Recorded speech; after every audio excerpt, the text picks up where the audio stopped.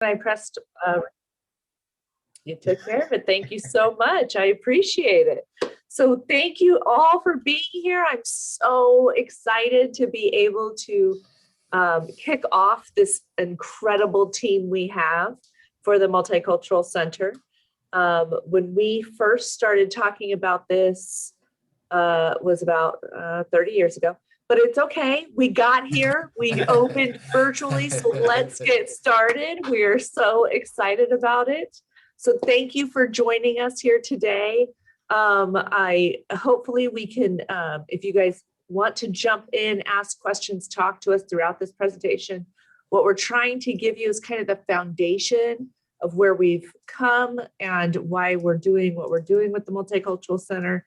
So please, even though we're presenting in this PowerPoint, if you feel like you want to engage and talk and ask, do it. Unmute and just throw it out to us. We'll be happy to be able to facilitate that. So first and foremost, the Multicultural Center, we have a huge team of people, over 30 people, but I really want to be able to say thank you to Pamela Williams-Paez, who's here today for us. Also, Katie Coleman, Prita, Cindy, Debbie, Anthony. Debbie has since retired. Anthony, Brandon, Jess Love, who moved on to Cal Arts. Flavio, Daylene, and myself have been, will be presenting today to you in regards to our Multicultural Center. So I do want to thank both the sociology department, particularly Pamela and Katie, for starting this dialogue way back when in their program review, but also our LEAP team that was about in 2019, who also gathered together some information about multicultural centers throughout the state. And so all the culmination of work has gathered to be what we're presenting to you today. So next slide. We have a special thank you, and I kind of already hit it, but a special thank you to our sociology. When they did it in the program review, it was presented as a women's center, and then our LEAP team followed up with the Multicultural Center. Really, this center is all about being able to promote what would be the foundation of a women's center, but also of a multicultural center. So take it away. I believe I'm tossing it over to Pamela. Or is this me too? I think we have a little video here from a former student that's going to testify her experience. Prita, did you want to say a little bit more about this one? I think we'll start the video and then I'll talk about the students. Great. Flavio, you want to start it? Yeah, I don't know. Are you able to see my screen? You have to share your other screen, I think. Okay. You were still seeing the slide. Okay.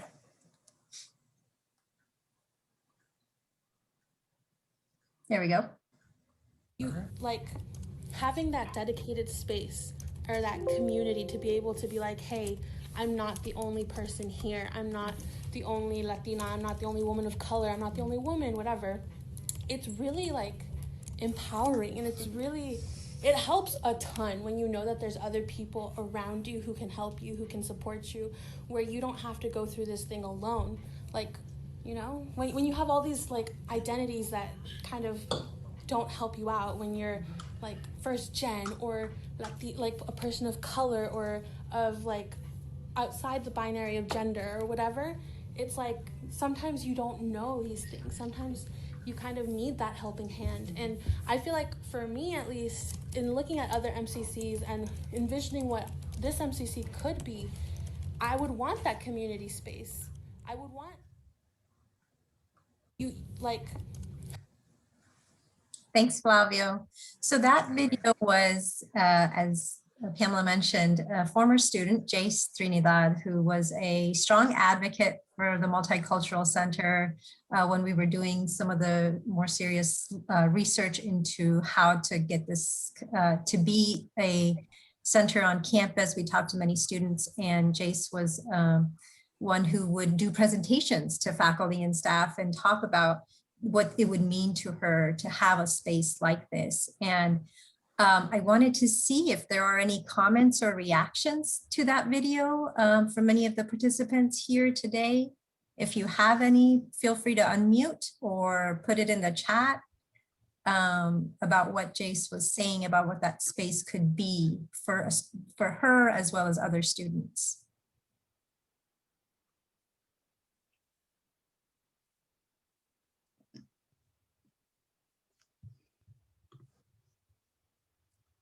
Thank you, Kayla. I see your comment. I've seen it before and I'm really looking forward to this space. Thank you for sharing that. Okay, I think we'll move on and maybe other comments and questions come up. Yes, thank you, Lawrence, for bringing that up. I will be talking about that survey that was sent out to students in a little bit. I think I will hand it over to Pamela now. Okay, so yes, exactly what Preeta said about our students really making a point that they would like to see this kind of space on campus. And this was something that came up in conversations over a couple decades ago when we started talking about what are the possibilities of expanding our offerings to students here at COC so that they have a special place to celebrate their identities and to talk about the issues. And so that's when, you know, we said, let's see if we can figure out how to forge a path for a women's center, a multicultural center on campus so that we have such a space. And that was when the sociology department then put it in our program review. And there were other efforts along the way, other requests made for safe spaces, even 5 years ago. And so then wondrously, we had a wonderful, fabulous LEAP team come together. And these were the folks that started doing the real excavation and research on what other centers existed, how they operated. They visited folks around the state. They gathered data. They did student surveys that we'll talk about later, and really did a lot of work in terms of preparing just an argument for why we need this type of space on campus. And so my hat goes off to the LEAP team, all those folks that were mentioned and will be mentioned in later slides that really worked to do this. It really did take a village over the last couple decades. And we're very excited that last year, this is when everything has now unfolded in November 30th, when we launched our soft opening. And we had a number of lovely guests presenting the history and the path that we took to get to this place. So we're very happy about this, and we're very excited to move forward with the programming that we've had already and what will be coming down the pike very soon.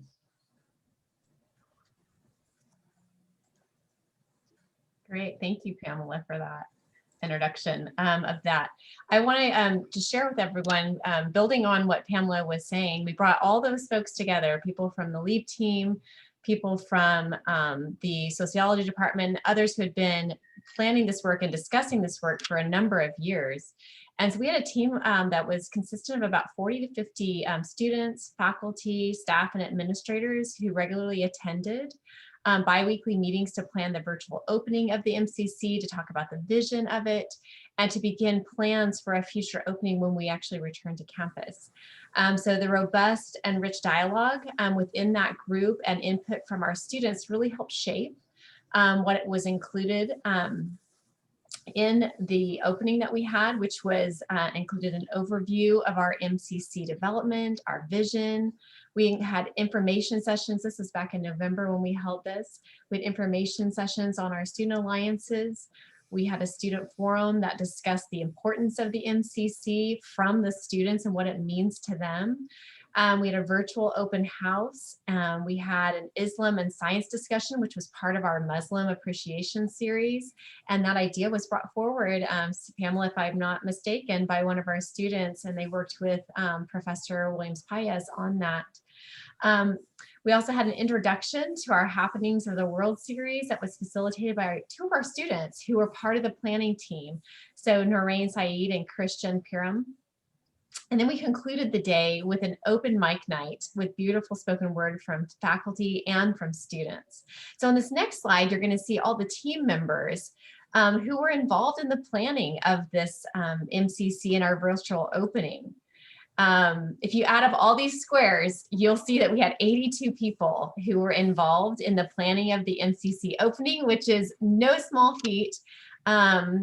And really, again, very robust dialogue, a lot of exchange of ideas, and they weren't always the same ideas. It wasn't all one mind. There were a lot of divergent viewpoints and opinions shared, but it was done in a safe space and a very welcoming environment, which again led to the beautiful opening, that virtual opening that we had. So, and as you heard earlier, this team that you see on the screen here really built upon the foundation that was laid by the former LEAP team and sociology faculty. And I'll turn it over to Anthony. Thank you, Daylene, appreciate it.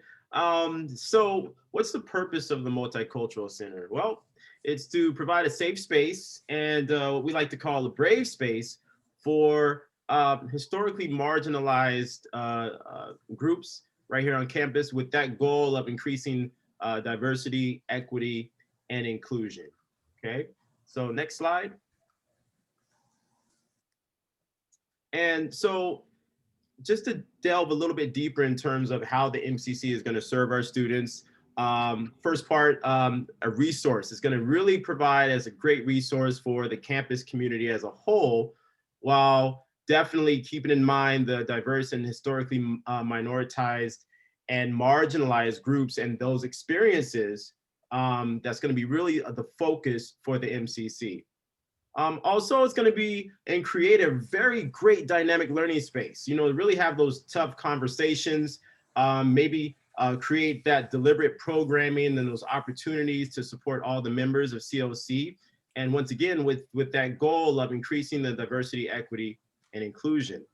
Also, we spoke more about the safe space, where that goal is expression without fear of you know, any sort of negative feedback, you know, or repercussion. That brave space where people can really talk and have those tough conversations without being judged.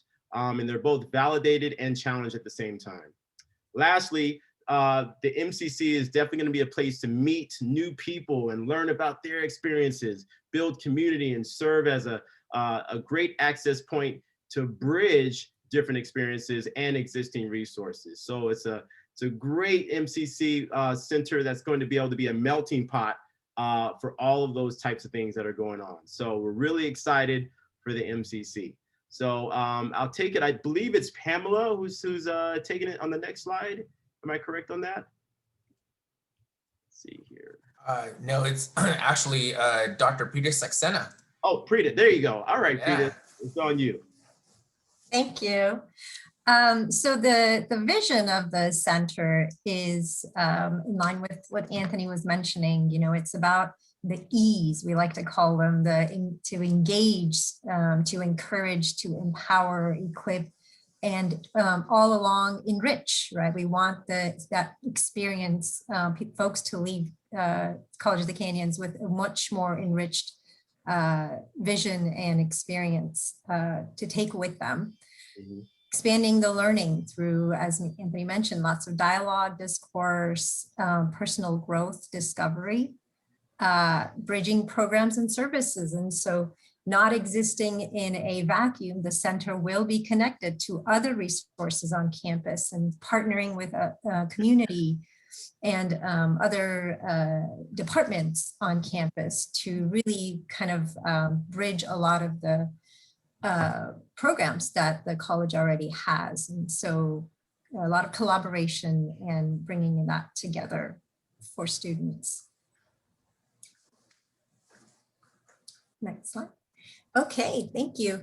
So yes, as I believe it was Lawrence who brought it up in the chat, if you're a student, you may have seen a survey that came out last fall to students about naming this place. What do we name this space? And I do want to say that the groups that were in the planning and the discussion were very, took this very seriously. It was lots of rich dialogue, passionate folks who wanted to do the right thing when it came to naming the center. And so a lot of thought, a lot of discussions went into this naming process. Initially, when the LEAP team was working on it, we did a smaller survey with about 100 students about naming it. So we kind of narrowed it down. And then some focus groups were done with students in alliances about some of the names that they would prefer, and the discussion about what each name would mean, what it implies, what we don't want to overlook if we, choose a name that may imply something that we don't want to send that message to students. So took this seriously, went through the process, and last fall about 680 students responded to a survey that was posted on Canvas. And they chose from about 8 names. There were some top 3 that the students, ultimately the students, helped us make that decision about what to name the center. And so what was interesting to us is we almost came full circle. We had started talking about it and calling it the Multicultural Center. When we did our research, visiting other universities, other college campuses who had a space like this, oftentimes, most commonly, it was referred to as a multicultural center. And ultimately, that was the name that was picked for this center. So so thank you all for those of you who participated in that survey. We now have the Multicultural Center. Next slide, please. Okay, thank you, Frida. And so once we had the name, we were charged with coming up with a logo and branding this center. And so we had a small subgroup of the larger planning team that came together to provide suggestions to the larger planning team for both logo and the way we would be branding the Multicultural Center. There was general consensus for the hands and tree design that you see displayed behind many of our virtual backgrounds as well as on the screen. And that was intended to display the diversity of our population that we serve on campus. The tree represents growth, unity, and everyone working together. And then the abstract shapes were important to us because they represent that nothing is uniform. And it celebrates, again, the diversity within our cultures that are represented on campus. The pop of colors was also very important to those of us working on this, because we feel like the pop of color highlighted the intention of the Multicultural Center, and the array of colors that are used can take on different meanings for the various cultures and religions and other things that are represented within the Multicultural Center. Ultimately, we wanted this image to invoke a sense of belonging. So Flavio, how do we foster a sense of belonging? Well, thank you so much for asking that question, Dr. Delene Maisky. I have some ideas. Oh, wait, here they are. So for those of you who don't know, my name is Flavio Medina Martin. I am the Director of Diversity and Inclusion for College of the Canyons under the umbrella of Human Resources, but I work very collaboratively within our multicultural efforts. I have had the privilege of connecting and coordinating numerous events on campus, along with various representatives throughout the campus, including some student leaders such as yourselves, faculty, staff, and we've been able to create, develop, and facilitate some thought-provoking and robust critical campus dialogues. So as you can see on the slides, you see samples of what we've done. So our campus has held numerous town halls, including an anti-racism town hall that included, our campus staff, our campus community. In June, we addressed issues of systemic and institutional racism, microaggressions, the examples of how trauma can result is a result of racism, and the day-to-day interactions that happen with people who walk like us, talk like us, look like us, and people who don't walk like us, talk like us, look like us. So we acknowledge the death of George Floyd, not only through dialogue, but also through a myriad of images, including like the sample that you see on the left. We have engaged in diversity conversations. We actually had a full series in the fall in the spirit of deliberate and transformational change. College of the Canyons hosted a string of campus events in the fall, including bringing awareness to our undocumented students through our Dreamers 101 session. Other titles included outlining microaggressions. Can we eliminate our biases? Which is a question, but it's definitely a point that we kind of have to address within our campus community and ourselves. How is culture, quote unquote, culture defined at College of the Canyons? And much more. In the spring, we actually hosted more diversity events, and the topics included having those courageous conversations on campus and actually leaning into the discomfort as students, as faculty, as students, as active members of the community. The power of allyship, what does that even mean? And how does that impact me? So we had a discussion, a presentation on that, and how to be a good ally. If you are a good ally now, how can we be a better ally? We had a campus dialogue on mental health and how mental health, and finding out the right words to talk about what mental health is and mental wellness. How do we support our student athletes, especially focusing on our underrepresented student athletes? The challenges, the experiences that the student athlete is going through is something that we often do not talk about and we don't often know about. So that was a campus dialogue that we had, and we rounded up our series in the spring with the impact of COVID-19 and the people of Asian descent. So we had some really brilliant panel members and distinguished panel members who came on board and talked about their own experiences, issues around identity, issues around microaggressions, and issues around behaviors and attitudes towards people of Asian descent, how that has transformed in this new world of the pandemic and COVID-19. In addition, some of these samples that we have, we engage in a book reading called Lives in Limbo, the undocumented of coming of age in America book. It was offered to all of our students and staff, written by Dr. Roberto Gonzalez. This book outlines the results of an extraordinary 12-year study that followed 150 documented young adults in America, in Los Angeles, I should say, I'm so sorry. So yes, so these are some examples. So next slide, please. Oh, thank you. All right, so additional contributions that we've added to these deliberate dialogues are presentations revolving around STEM and underrepresentation within STEM. Where are the women? Where are the people of color? Where are our Asian Americans within the world of careers in STEM? So we had a conversation about that. The celebration of the Bob. We had an Asian American Pacific Islander film series. We had a session on the path to genocide. And we also had a previous book reading, Becoming Hispanic Institutions. And so with that, I will thank you for asking. I'm glad you're saying, well, what are we doing right now? Well, thank you, Linha, for that question. Yes, Flavio, what's going on like today and tomorrow? Yeah, Really okay, tomorrow. so today we are having this session. So we're outlining our efforts within the Multicultural Center. We are having a discussion on the film Hidden Figures at 11:30. Please join us.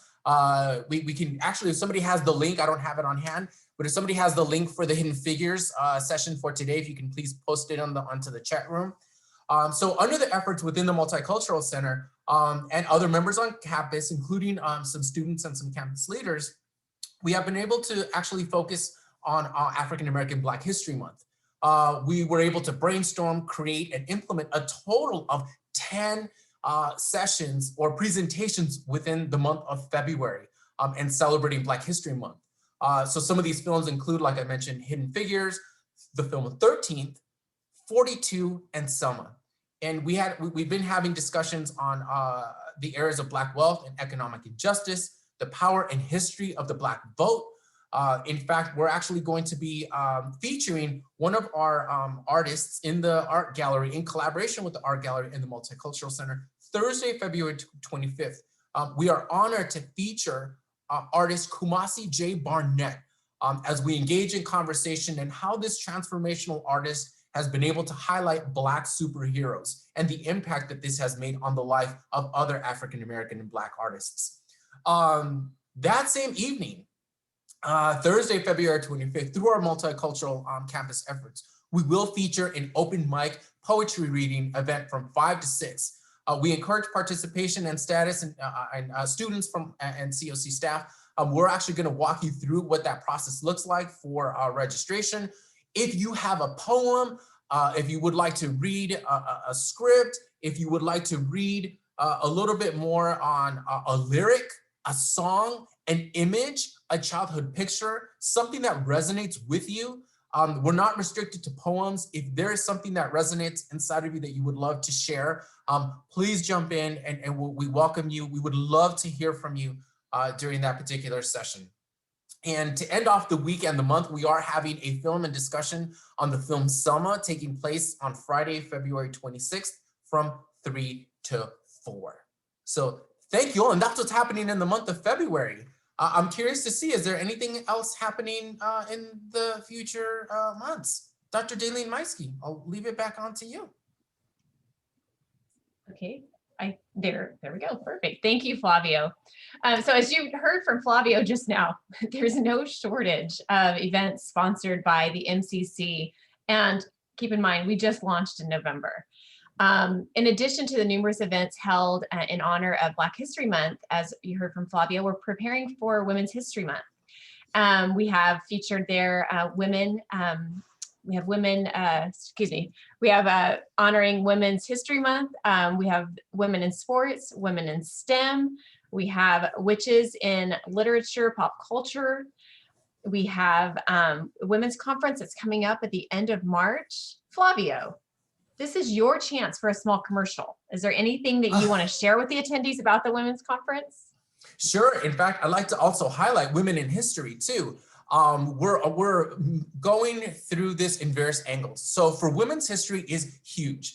So there are different avenues. You know, Dr. Maisky outlined a few of the presentations that we're going to be having throughout the month. These are all theme-based. We are in the middle of planning and having discussions on what the layout is going to look like. So please have these items and these presentations on your radar. The Women's Conference is actually going to be March 25th through March 27th. So March 25th from 5 to 7 on Thursday, 5 to 7 on Friday the 26th, and on Saturday, March 27th. I want to say the window of time is from 8 to 9, from 8 to like 1 or 2 o'clock. So all of that is in the works. Please join us.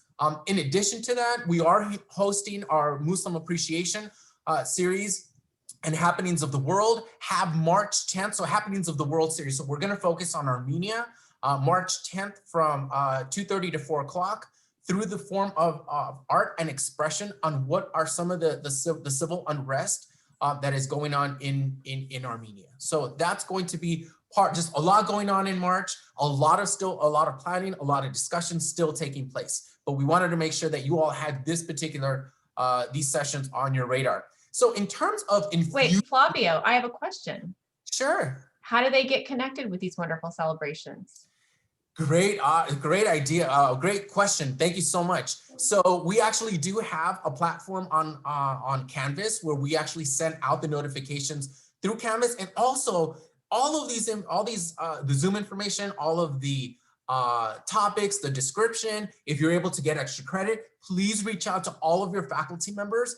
Our faculty members get a direct link to all of these events individually and as a whole. We're trying to get into a pattern because our Multicultural Center is evolving and growing. We want to make a point to actually have sort of like a highlighted notice that actually goes out, that's sent out by Dr. Rice the first of every month. So we're hoping to outline what these events are going to entail. But every week we're hoping, you know, again, it's evolving and we're getting into this practice of sending out notifications on a weekly basis to our faculty members, so that if at any point you're like, oh my God, Professor XYZ, I heard about this really wonderful session that's going to happen, they should have it available within their emails as well. So thank you so much. And you can also always reach out to the Multicultural website, www.canyons.edu/MCC. That's where the hub will be of all of our information. Great question. Thank you so much.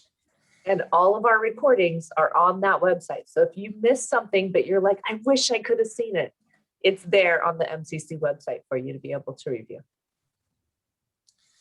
Thank you so much. And so, so there's so many different ways and so many different channels that we are fortunate And we are humbled to be able to present various layers of what diversity, inclusion, this sense of welcoming is. And so there are some times where we have to kind of think outside the box and kind of push and kick that door of opportunity out for our students. And that comes in various shapes. One is the development of our alliances on campus. And I don't really know much about it. Is there anybody on the call who could talk a little bit about what these alliances are? Dr. Peter Saxena, I'm glad you raised your hand. Can you tell us what these alliances are all about? Absolutely, Flavio. I'm happy to share about the alliances. In line with the vision of the Multicultural Center in highlighting the experiences of historically marginalized groups and bringing to the forefront and having those conversations, faculty and staff have come forward to provide this support, this mentoring support where students of various identity groups can come together, meet others like themselves or others who may share their experiences as part of their own growing up or cultural experiences. And so alliances provide that space. They provide that ongoing space for students to engage in dialogue, to learn about campus resources, to get connected to not only other students, but also maybe professionals who may share their experiences as well, based on their identities.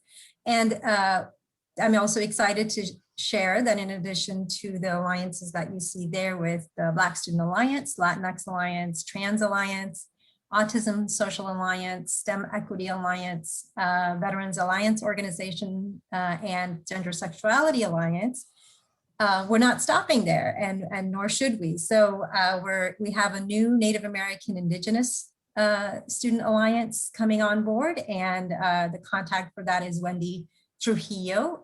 So if you're interested, if you'd like more information, or if you know others who may be interested in that, participating in that alliance, please reach out to Wendy. And like I said, there are many other groups that we can happily add to this list in providing that support. So to find out more information, when you go to that MCC website, there's a yellow button called Alliances. If you click on that, you'll get more information on where not where, right now everything's on Zoom, but when the meetings happen, who the contacts are, and you can reach out to them. And now with the MCC, the alliances have a home, and it's more of a formal structure to house the alliances under.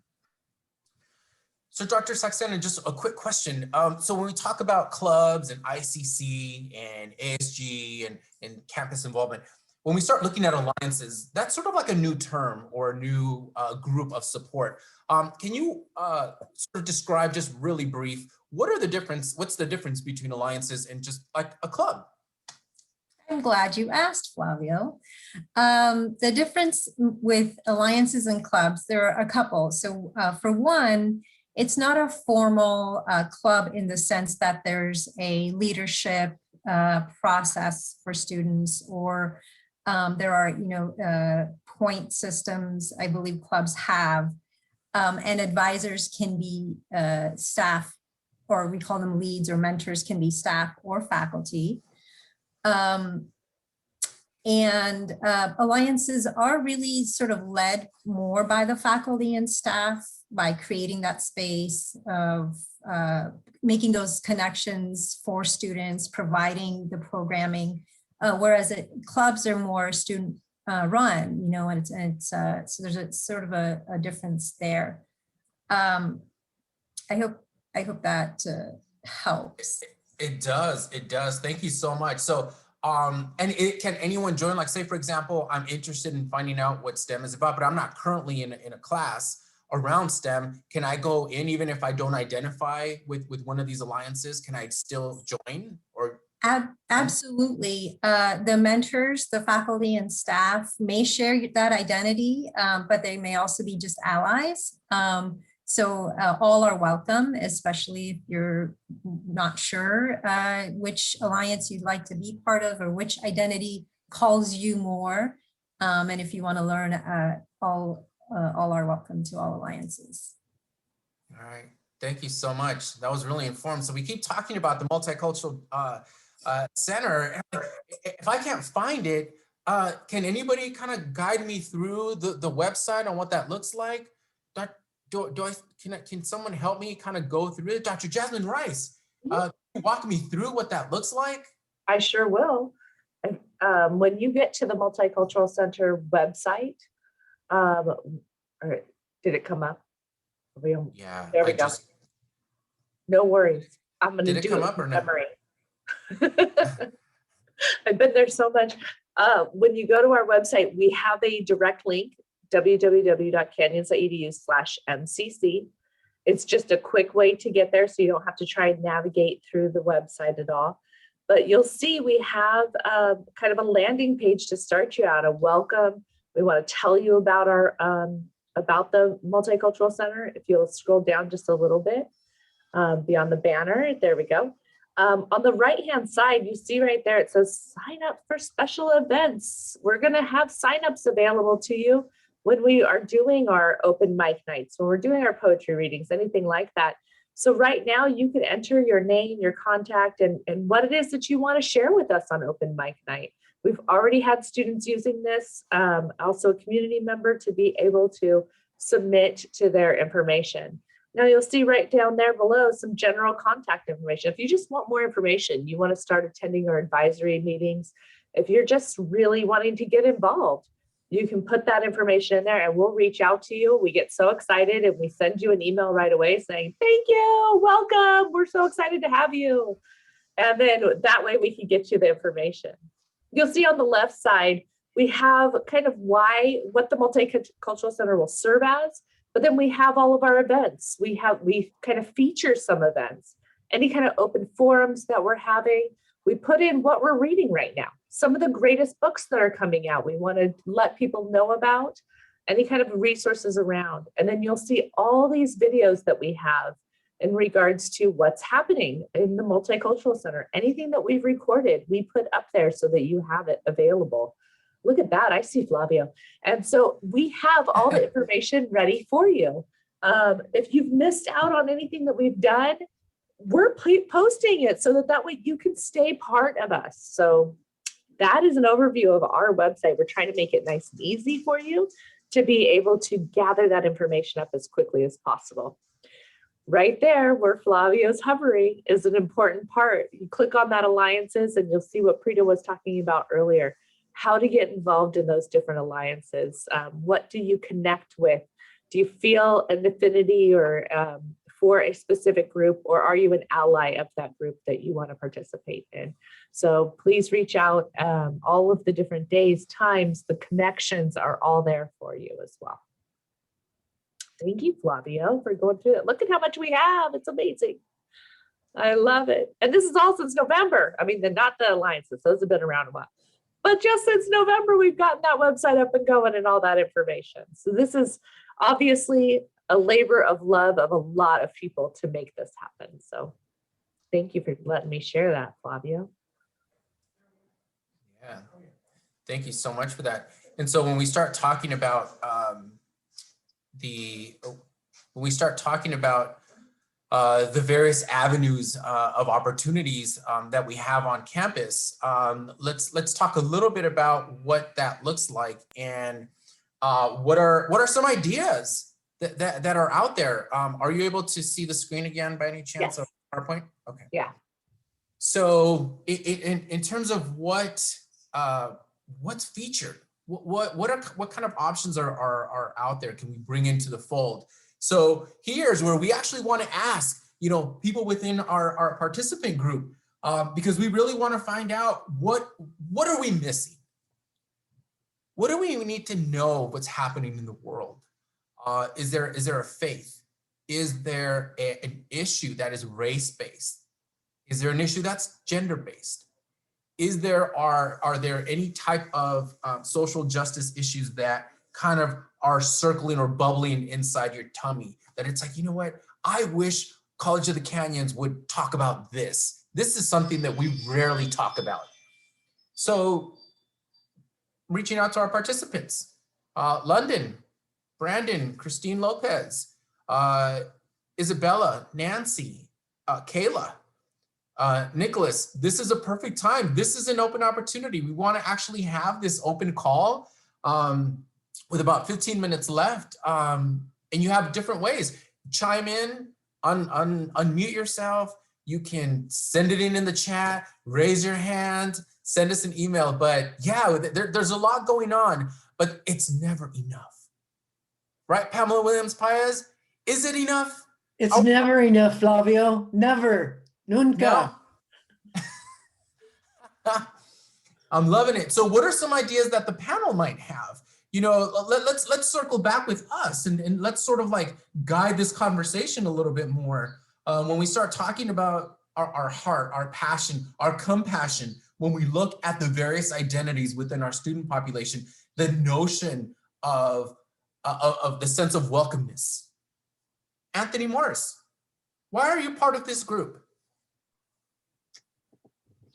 Thank you, Flavio. I mean, I've always been a true advocate for something like this. And, you know, when I first got involved with, you know, the initial catalyst in getting involved with this project was when, you know, I think I sat down in a meeting and asked a question about, you know, African-American studies classes. And from there, it sort of just blossomed from there into sort of, you know, wanting to participate more and more. You know, sort of noticing that there was a need and really realizing that there were other people that had open ears, like, hey, you know, let's do this. So it was really a great response in terms of just me, you know, voicing my concern, and it was welcomed in terms of, okay, how can we create, you know, how can we sort of address this and change it up? And I think we've just done a great job in really addressing this. And I think we're still at the infancy stage of what that looks like. Sorry, I live next to a busy street, so you may hear sirens. But really what we're starting to see is really the ability for people to come together and just share experiences, number one, and just get to know each other. And sometimes there may not necessarily be a specific topic that you're talking about. Maybe there's no, you know, maybe there's no specific, issue at the moment, but maybe it's just all about just community and getting to know each other. And that in and of itself can be the foundation, one of the foundations of the Multicultural Center. So I'm just really excited to see it expand out into its physical spaces as well when we eventually start returning to campus. So thank you. All right, I love it. Thank you so much. I know we're getting a little bit of feedback from some of our students. So yeah, the gender gaps, employment gaps, gender and race gaps. Yeah, let's talk about those. I think these are some excellent topics that we can bring into the fold, and why that is. Are there systemic barriers? What is the historical significance? What are some of the laws that have been in place because of this? And now that some of these laws are in place, what has been that transformational change on campus? Whether you're Latina, whether you're Latino, you're Latinx, whether you're Muslim. So faith-based topics. So that's something that we want to address as well. So all of that. So yes, Isabella, thank you so much for including that and we're definitely going to be looking at that as well. And that would be fabulous. Angelina, you say a non-credit student, I'd like to see more support for non-credit ESL students. Non-credit students tend to get pushed to the side because they don't pay student fees, but ESL students really need a lot of support. They tend to face more language, cultural, and socioeconomic barriers than the rest of the student population. Excellent point. Thank you so much for that. Yeah, I think we should definitely have a conversation about our non-credit students and the challenges that come with that. And I know Dr. Peter Saxena, do you want to jump in on other topics around our ESL population and non-credit students? Yeah, so I believe all resources on campus are available to all students, including non-credit ESL students. And I absolutely agree that that's a population that we can have more focused attention toward and then address some of their experiences and barriers. And that I absolutely agree that we should address that. Yeah. Completely agree. And Angelina, thank you so much for joining us and always keeping that as our forefront. I think it's important for us to always remember that. And Flavio, I have another group that I'm hoping that we can really help serve as well. And that's our formerly incarcerated students. Our formerly incarcerated students are often overlooked and often don't want to share their experience because of the societal pressures that are put on them. And I think our Multicultural Center is a perfect place to be able to have those discussions safely so they know they're protected, but yet they can reach out and get the help that's needed. So I'm hoping that that's an area that we could go into as well. We work very closely with our local jail systems in order to support our incarcerated students. We do have a large population of incarcerated students, incarcerated people right here in town that I don't think a lot of people even think about. And we're supporting them by bringing education inside, but how can we support them when they get out as well? And they need to know that the college is here for them, both our men and women detainees. So I'm hoping that that's our next pathway, if you will, of what we're going to head towards. Yeah, no, thank you so much for that, Dr. Rice. And I think another idea, and Lynn, if I can ask, or Joanna, if I can ask for a copy of, I know that this isn't one of our individual links, but if you can send me a copy of what the link thread looks like. There are some really, really good ideas. One, and two, I would love to engage a little bit more with our students and our student population. Lynn and Joanna, I would love to be able to also bring into the fold something similar that you and I did twice, as a matter of fact, when we talked about, the impact of COVID-19 with the people of Asian descent and how that's impacted and made it, there has been, as we all have heard, an increase in hate crimes towards our Asian American population and Asians in general. So Lynn, I would love, thank you, Lawrence, for that idea and that topic. But I would love to be able to reconnect with you, Lynn, and maybe we can get together and have some students and have an open campus dialogue on this very, very serious and sensitive topic as well. I would love that. And it's kind of crazy to think that after our session in early February that more has been shown in media and so much more has changed within the last 3 weeks and what's been showcased in media regarding the hate crimes against our elderly Asian people. And I'm sure a lot of our students that are of Asian descent see their grandparents, that could have been my grandparent, so I think they would love to be a part of that conversation too. And I think it just shows that the conversation never ends. I mean, Pamela said it, right? It's never enough. We got to keep talking. And I think, even as Dr. Rice and Angelina said, there's so many, our campus is comprised of so many different students that identify in so many different ways. So I would love to continue to partner and invite our students and encourage, I want to encourage our students here today. If you're seeing something I want to talk about this, please let us know, that we're here to create a space for you and maybe your friends that are well, my opinion doesn't really matter. It does. I'm telling you right now that your story matters. Yeah, so please help us help you create a space to help other people belong here on campus. Thank you. Thank you, Lynn, so much. I know we're coming down to the last couple minutes. We are going to be featuring Hidden Figures at 11:30, not the film itself. Hopefully you got a chance to see it, but if you didn't and you want to jump into that discussion at 11:30, we are going to talk about it, the impact it has had on STEM, on women, and our African-American brothers and sisters in the world, highlighting the distinguished efforts and the distinguished accomplishments by 3 brilliant, fabulous scientists. And so join us in that conversation. I think Dr. Rice put in, or someone put in the link to the Please, Pamela. Yep, Pamela and I much. both did. So it's there for you, whichever way you want to get it. Yeah. And hopefully we'll all see you tomorrow at the Kumasi J. Barnett session at 2:30, and then once again on open mic. We highly encourage, we want to know you, we want to get to know you. We want to be able to provide a welcoming environment for all of our students. Please join in that open mic poetry reading. If you're not able to submit something, please join us as a participant. That would be really fabulous. Thank you all so much. Dr. Jasmine Rice, any last minute thoughts? Take us out as I play happy. Oh, I love that. Yes, let's end the day. Let's just end the day.